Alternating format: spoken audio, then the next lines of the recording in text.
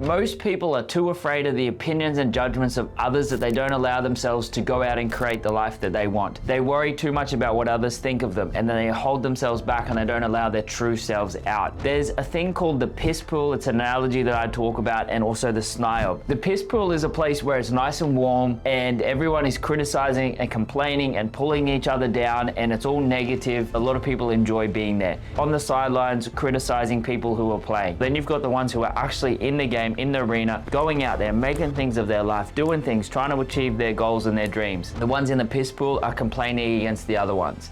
They're the ones that are not doing anything much with their life because there's nothing in there that's calling them to grow. There's no requirement to grow here. There's no requirement to start making something of your life. That's the piss pool. And so you can get dragged into the piss pool when people are pulling you down, being all negative around you, complaining, and sometimes you get pulled down in there. This is not a judgmental sense. It's just an analogy that we talk about, calling the piss pool. When you're a SNIOP, it means other people's opinions and judgments of you affect you, and then you stop doing things or you don't do things because of their judgments and opinions. You want to become immune to them. You want to become free of them. The amount of people that comment on my advertising or on posts, I got told I should stab myself 6 times. I have been called the scum of the earth, and I always think to myself, I wonder what's going on for that person to see me like that, because that's not who I am. To get to that point, you've got to have that full inner confidence, that inner trust of who you are, that the external opinions of others don't affect you. Now, a lot of us like to say that. We're like, oh, we don't care about what everyone else thinks, or we don't listen to that. But I guarantee that you do at some level. Confident men have opinions of their own. Unconfident men borrow others' opinions. Don't let people who have achieved less than you, who have taken less risks than you, haven't built the life that you want, don't let those people allow you to believe what's possible for you. So many people allow the opinions and judgments and limitations and the ceilings of other people, they allow that to make their decision. If they're saying, oh, are you sure you want to do this? They're not telling you facts. They're telling you their belief system. You might have set a big goal, or you might have said, yeah, I want to start a business, or I want to go out and do this thing, or I want to get on this health journey. And you might be all excited to start with, being like, yes, I can't wait to do this. And you're telling everyone, and this is going to happen, and you're planning it out, setting all these targets. And then someone might just say, are you sure about that? Or they might just give you a bit of a look, or they might even laugh. And all of a sudden you start doubting yourself. All of a sudden you've quietly shrunk within yourself, and then you start questioning, is this really gonna work? I don't know if I can do this. When I first started my business, I had a one-on-one coaching program for about 3 months. It was about $3,500. I remember my mum saying, oh, people gonna pay that? Seems like it's a bit much. At the time, I started doubting myself, going, I wonder if it is too much. I started doubting.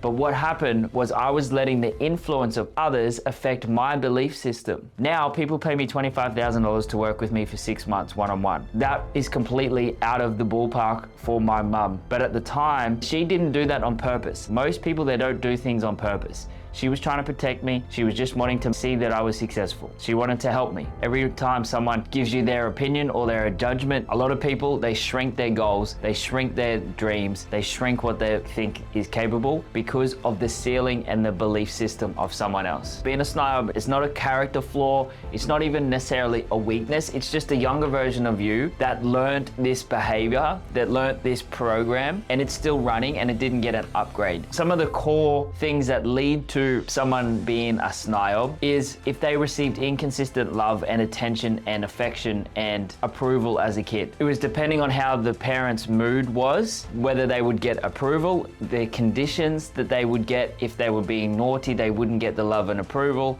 or attention that they wanted. And so it was all conditional. It was all depending on the parents' mood. And so unconsciously, we create this system of I have to monitor other people's states, how other people are feeling, to make sure that I am safe. And so at an unconscious level, that's been programmed into the nervous system, into the unconscious mind. And then when we're getting older, we want to read other people's states of how they're feeling to make sure we don't upset them or make sure that we keep them on board, because then unconsciously, we've made that equal being unsafe. How others feel, if they're criticizing, it means we're unsafe. That's what's happening at the programming level. The next way is criticism and comparison. If you grew up in a family where your parents may have been quite critical, like you could have a critical father, you could have had a critical mother, and it doesn't necessarily even mean your direct family. It could also be people who you hung around with a lot, uncles, aunties, cousins, even an older brother and sister as well. They were comparing you to maybe other siblings or other people, and also being very critical. You would then start creating a belief, something along the lines of, if I'm wrong or if I'm different, I'll get hurt. And again, that becomes a belief system and something stuck in the nervous system, in the unconscious mind. Then we make sure that we are not wrong and that we're not different. And so that will hold us back from going out and achieving things and doing things, because we don't want to be wrong.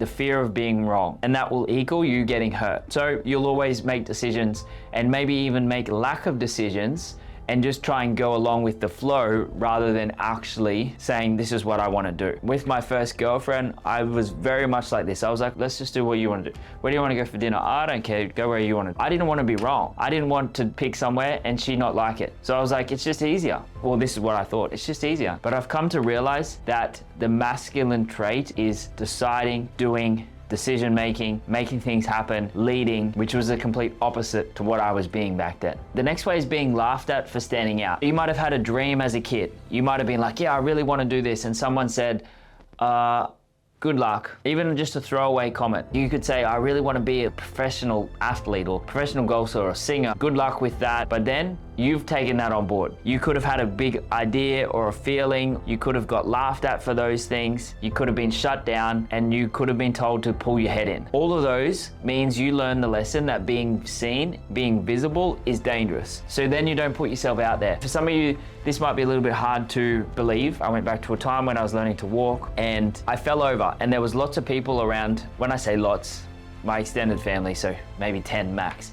But I fell over and everyone laughed. When you look at a kid falling over and starting to walk for the first time, they kind of laugh, but it's like a cute laugh. As a kid, I didn't see it like that. I thought everyone was laughing at me because I fell over, and I didn't like it. It was embarrassment, and that was not necessarily what I consciously did, but that was just what was stuck in my unconscious mind and stuck in my nervous system.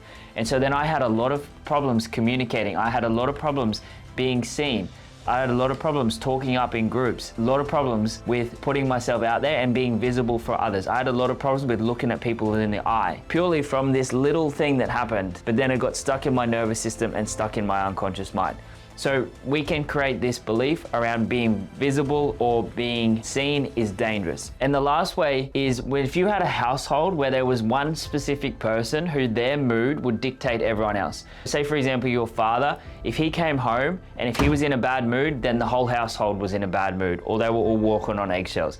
If he was in a good mood, it would be the complete opposite. It could have been your mum the other way. But if you had to monitor and see how the other person was feeling, to know that they set the tone for the rest of the family, you got very good at reading that person's face. You got very good at reading that person, being like, okay, this is how that person's feeling. I have to then change my behavior to suit that other person. It was a survival mechanism, but now when you're older, you're looking around at others and you're talking to them and you see a reaction in their face, and it might not be how you want to, then you will start changing your behavior, your actions, what you're saying, your beliefs, your opinions, purely to suit and accommodate the other person, only because it's a learned behavior from when you were younger. Are you starting to see how this all lines up? Your childhood programming and what happened has now created things in your life where you're filtering the world. People don't understand how much their childhood affects their current life. A lot of people say, just forget the past, just forget everything happened, move on from it, it's done now.